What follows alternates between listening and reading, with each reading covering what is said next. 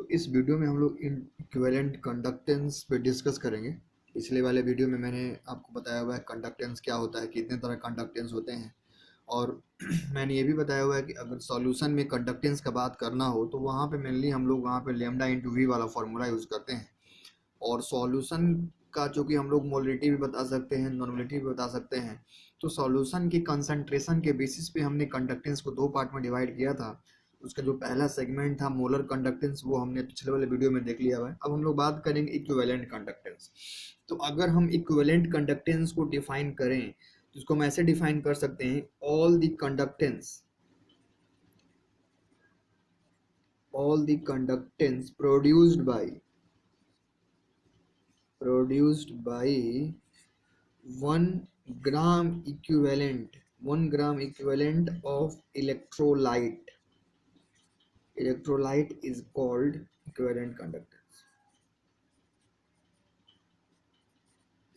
equivalent conductance means 1 gram equivalent electrolyte से जितना भी अपने को कंडक्टेंस मिलेगा उसको हम लोग इक्विवेलेंट कंडक्टेंस बोलेंगे। अब यहाँ पे 1 ग्राम इक्विवेलेंट आ रहा है, तो अब हम लोग यहाँ पे देखना है कि ग्राम इक्विवेलेंट को अगर वॉल्यूम से रिलेट करना हो तो हम लोग यहाँ पे नॉर्मलिटी यूज़ करते हैं, क्योंकि नॉर्मलिटी एक ऐसा कंसंट्रेशन टर्म होता है जहाँ की आप ग्राम इक्विवेलेंट को वॉल्यूम से रिलेट कर सकते हैं। तो नॉर्मलिटी होता है कि number of gram equivalent of solute by volume of solution in litre, ये नॉर्मलिटी का फॉर्मूला होता है।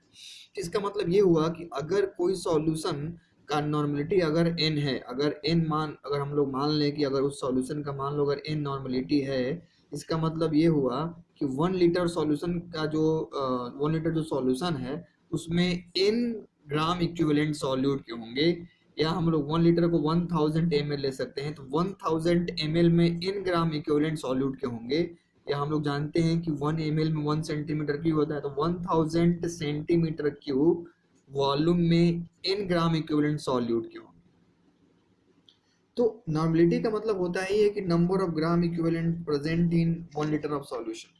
अगर आपको देखना हो कि अगर किसी सॉल्यूशन का अगर नॉर्मलिटी अगर n है, इसका मतलब ये हुआ कि उस सॉल्यूशन में n ग्राम इक्विवेलेंट है।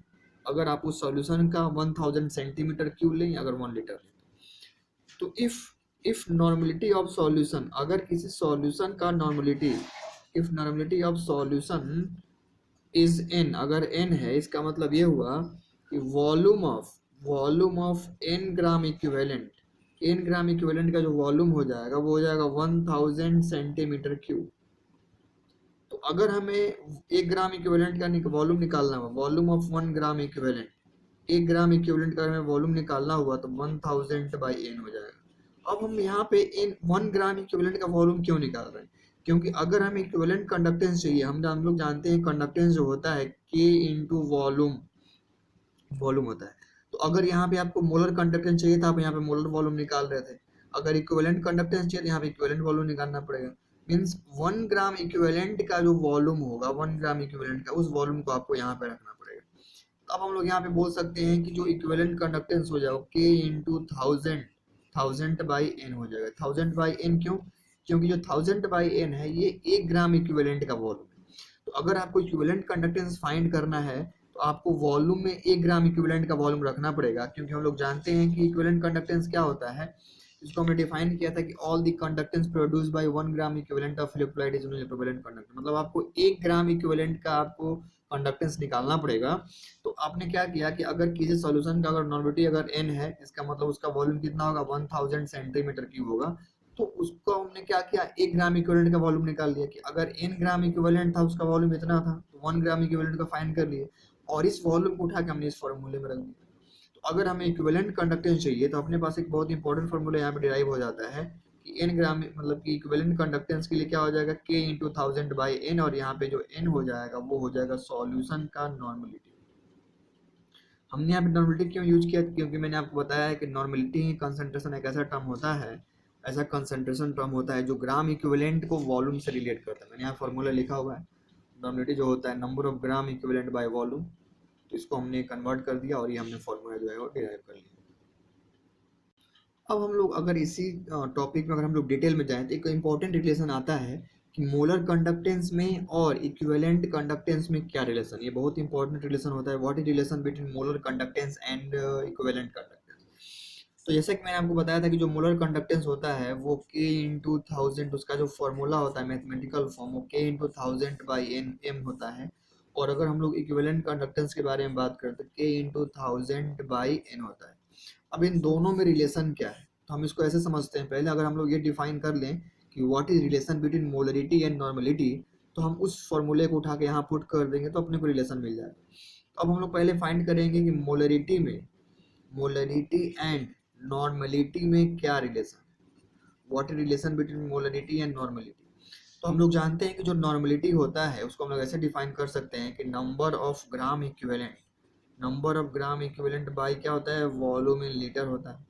अब हम लोग ग्राम इक्विवेलेंट को क्या लिख सकते हैं, वेट अपॉन इक्विवेलेंट वेट लिख सकते हैं। ये मैंने आपको पिछले वाले वीडियो में बताया हुआ है, जब हमने शुरू किया था फ्राइडे लॉ ऑफ इलेक्ट्रोलिसिस, तो वहाँ पे हमने आपको ग्राम इक्विवेलेंट का कॉन्सेप्ट उसको पूरा डिटेल में मैंने बताया हुआ है। तो अगर आपको दिक्कत हो तो आप वहाँ पे जाके देख सकते हैं फ्राइडे लॉ में। तो नंबर ऑफ ग्राम इक्विवेलेंट जो होता है वेट अपॉन इक्विवेलेंट वेट होता है, इसको हमने लिख लिया। और यहाँ पे जो वॉल्यूम था, वॉल्यूम तो था ये वॉल्यूम में लीटर में था, इसको हम लोग ऐसे भी लिख सकते हैं कि नॉर्मलिटी इज इक्वल टू यहाँ पे हो जाएगा weight upon equivalent weight into volume in litre हो जाएगा। अब हम लोग ये भी जानते हैं कि हम लोग इक्विवेलेंट वेट को molecular weight by N factor लिख सकते हैं। तो weight upon molecular weight upon N factor into क्या हो जाएगा, इनटू वॉल्यूम हो जाएगा, किसमें, तो लीटर में हो जाएगा। अब इसको थोड़ा सा हम लोग सॉल्व करेंगे तो यहाँ से अपने को जो नॉर्मलिटी मिलेगा वो होगा वेट अपॉन मॉलिक्यूलर वेट, ये मिल गया, इनटू एन फैक्टर ऊपर चला जाएगा तो ये हो जाएगा इनटू एन फैक्टर अपॉन क्या हो जाएगा, वॉल्यूम इन लीटर हो जाएगा। अब हम लोग जानते हैं कि वेट अपॉन मॉलिक्यूलर वेट क्या होता है, ये होता है मोलरिटी, इसको हम लिख सकते हैं मोलरिटी। वेट अपॉन सॉरी ये मोल हो जाएगा और ये क्या हो जाएगा, वॉल्यूम इन लीटर हो जाएगा इनटू एन फैक्टर।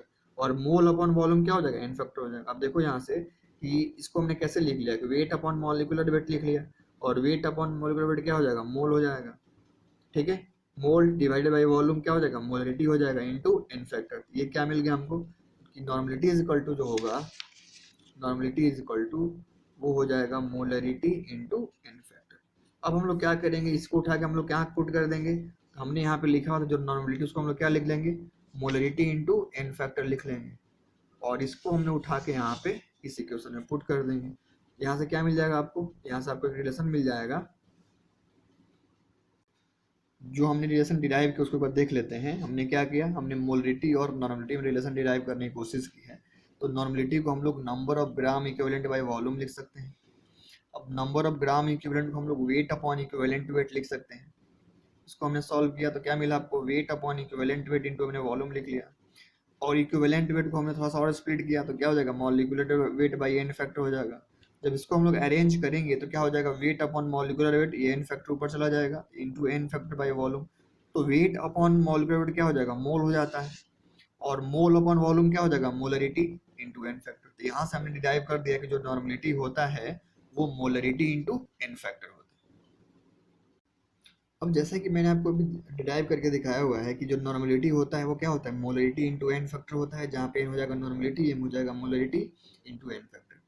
और हम लोग जानते हैं कि जो मोलर कंडक्टेंस होता है उसका फॉर्मूला ये होता है, इक्विवेलेंट कंडक्टेंस का फॉर्मूला ये होता है। तो जहाँ भी हमने नॉर्मलिटी यूज किया उसकी जगह पे हम लोग क्या रखेंगे, ये वाला एक्सप्रेशन हम लोग रख देंगे। तो इक्विवेलेंट कंडक्टेंस को हम लोग ये भी लिख सकते हैं K into thousand by molarity into N factor लिख लिया।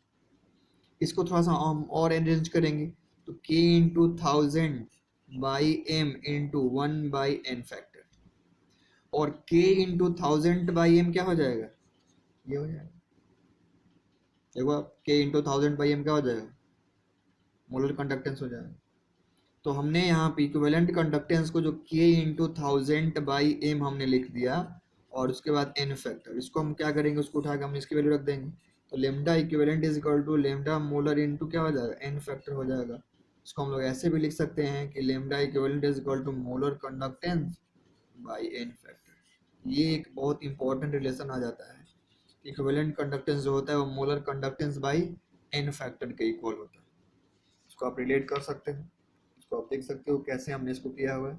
सिंपली हमने मोलर कंडक्टेंस का फॉर्मूला लिखा, इक्विवेलेंट कंडक्टेंस का फॉर्मूला लिखा। तो हम लोग जानते हैं कि जो नॉर्मलिटी होता है वो इक्विवेलेंट कंडक्टेंस में नॉर्मलिटी आता है। तो नॉर्मलिटी को हमने क्या किया, मोलरिटी इंटू एन फैक्टर लिख लिया और इसको हमने पुट कर दिया नॉर्मलिटी की जगह पे, और जो हमको मिला उसको हमने रीअरेंज कर लिया। तो हमें देखने को मिला कि इसमें क्या मिल रहा था, मोलर कंडक्टेंस मिल रहा था इंटू एन फैक्टर मिल रहा था। तो इसको हम ऐसे भी लिख सकते हैं।